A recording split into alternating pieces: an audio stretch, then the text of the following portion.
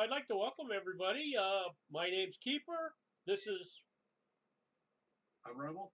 okay, and we're going to talk about upcoming game we have planned for an open play called O.O.P.S Net. That's Operation Open Play Saturday. It's the third one we're trying to do, and the acronym NET is for not enough time, as you can see on the video on the screen or the image. It was a name we came up with because we ran out of time, right? Yeah. Like we want to hit. We didn't hit all the fields, and we get so close, but then we just run out of time. But what are you gonna do? Everybody had a good time though, so Oh, we're gonna like go through the games that we're playing, and we're gonna start them right now. Now this is gonna be game number 3, and this is at a location we have not played at before. In the first 2 times we were there, this is where we wanted to play every time, but could never get to it. So, well, to go back a little bit. So we decided to do the first set of games all the way furthest away, so it's done out of the way. They're maybe not as tired. Then later we're closer, because we found that out as we were playing. It's going furthest away at the end.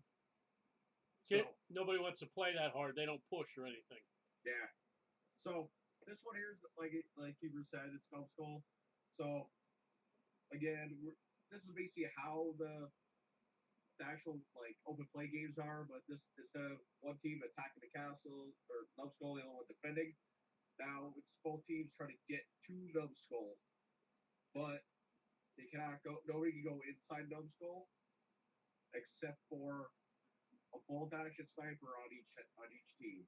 They're allowed to go up to the second floor. They cannot attack each other, but they can fire opposite. Like so, the red team can shoot at the blue team. The blue team can shoot at the red team, but they can also be shot at too. So if they get hit, they have to leave the building. They have to fight their way back. So spawn points. We can call this a couple different things. We call it like domination too, if you want. Where each team's gonna have a set of their respective team color, so red cones or blue cones, and they're all like yay big. Yeah. So there's gonna be 2 boards where you can see the orange stars, one on one side of the wall, one side of the other, gonna be on the outside. So your objective is to get your color cone onto your pole on that side of the color of the board. So you just run up, put it on, you can run back, go get another one, run back, bang, bang, boom. You do that for 20 minutes.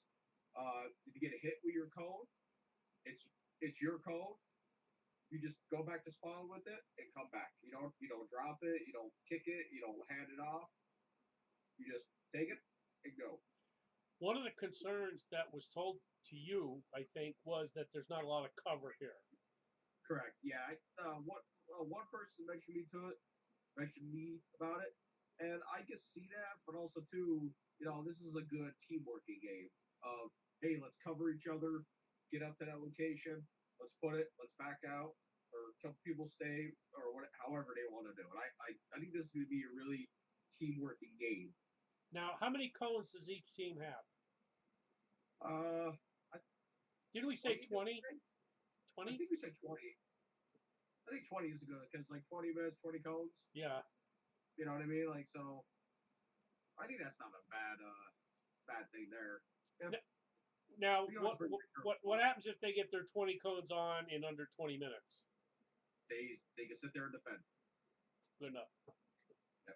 So also too, with numbskull here, there is border lines. We're gonna have smaller cones lining each side of numbskull.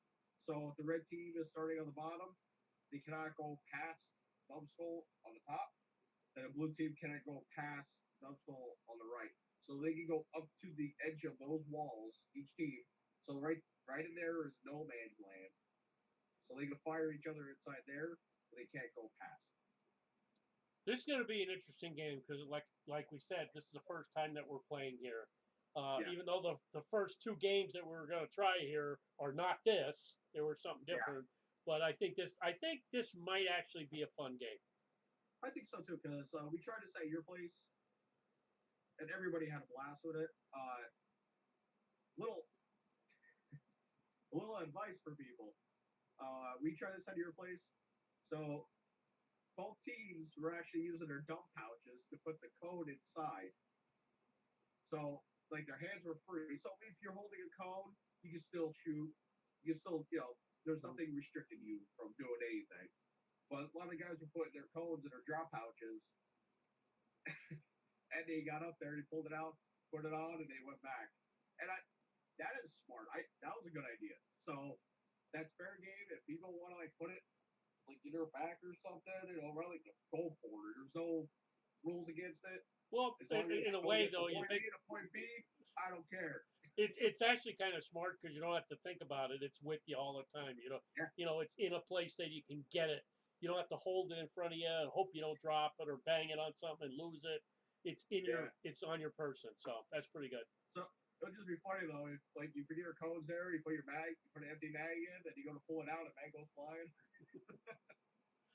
Okay, the fourth game that we're going to show here is called No Man's Land. Now, this is a variation of a game that we played last time at this field that everybody liked. Yeah, so this is gonna be a lot of firing. There's a lot of like 4 foot to 5 foot barriers ish, give or take, barrels, pallets. So it's a lot of bobbing and weaving, moving. Uh, so this is gonna be a flag game. So there's gonna be where you see the orange stars. That's gonna be where the flag posts are. Well, in that general area, we gotta. I know we scoped it out, but we might have to move a little bit here or there.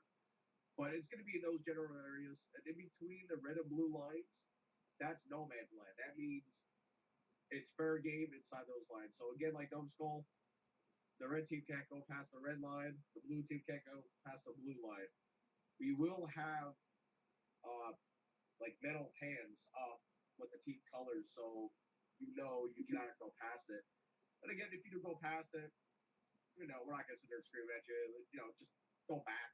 We're not going to kick you off the field unless you're doing it on purpose. But Now, this one, I want to explain that this one we're going to be trying a new uh, capture, or not capture, a flagpole holder at this time. So we're going to be testing it for this game, and we hope it works out.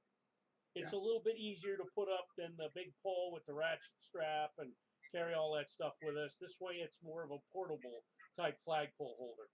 yeah. I just hope that everybody will just see it. Well, soon as somebody puts a flag up, you're going to know where it is. So all the flags are going to be laid on the ground, and you just put up your respective color and flip it, flip it. It's very simple.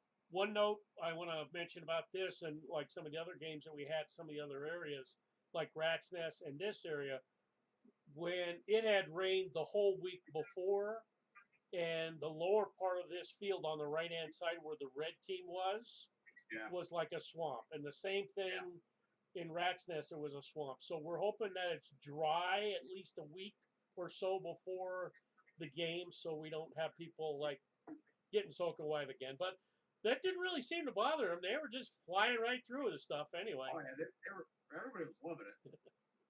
So So if it gets flooded again, we're going to blink tip. we'll work with it. So that's game 4. So that's been the games that we're going to be playing. We're going to have separate videos for each set of games that we're going to go, and we're going to be putting them up on Facebook and having them on YouTube. So hopefully you can get some information out of them, and you can even print the maps from Facebook. We're going to have links on all of this stuff. Yeah, so like if you want to bring your radios for maps, whatever you guys want to do, it's just gonna be a fun day, playing with and against your friends, and yeah, why not just yell at Chip too? I think that's the best part of it. One of the things that we forgot to mention during the games that we did on the last O.O.P.S game that we did is the team that wins gets the worst position the next game. Well, we really didn't do that this time. We because we They're more even even. about They're more even yeah this time. yeah we didn't do it this time. We're just this one is just like the maps that we want to do and didn't get to do last time. So this one's just gonna be all for fun. We're gonna try to like balance the teams too. So if we Yeah. see during the first game, like we mentioned, that one team is just overpowering, we're gonna pull people off and put people on other team. Now, EMR does something where they have a bag with tiles, either red or tan, and you pick a tile out, and that's your team. So we're gonna watch and see that certain people are not like together. If we know that like 4 powerhouses are together, we're gonna split 2 of them up on the other team. So it's gonna be our call basically. Yeah, because we know a lot of the teams in the area, and we know their strengths and weaknesses.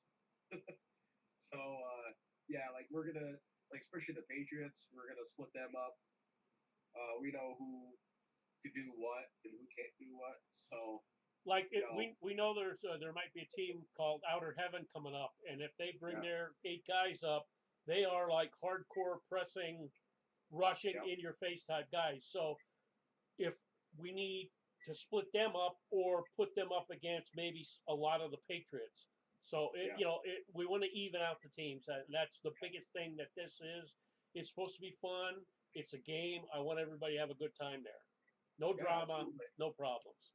I hope everyone comes out. It's like I said, it's laid back. It's fun. Like it's not the hard stuff. It's pretty much easy games that we're doing. Oh, so, one thing I want to mention, and I make sure everybody knows this, it is semi only. No 3-round burst, no full auto, no LMGs, none of that stuff. Semi only, all day. Doesn't matter. Yeah. Also, Tim requires you to use his smokes, but I would be very careful if it's very dry day. It'll be fall, and we got leaves and stuff. We got to watch that. We'll make that judgment call the day of. Yeah. Because I know we're going up the day before. We can probably get a good judgment too. Yeah, we'll get a sense of what's going on. Yeah. Yeah, but we'll run by Tim to make sure what he says. But like if I don't feel safe enough for it, I'm not gonna allow them. And not a lot of people used them last time either, so it's not like it's gonna. Who knows? We'll see what happens. And just want to mention this in passing. There's going to be a raffle during the day, and that's all we're going to say about it. Yeah. Yeah. So I hope everybody comes out and has a good time. It's in October. You guys look for the date, and I'll have everything in the description of YouTube and the Facebook links if you want to get to it. We might. I don't want to post it on Instagram. Just Facebook and YouTube. So. Well, we'll see you there, guys. All right. I like it!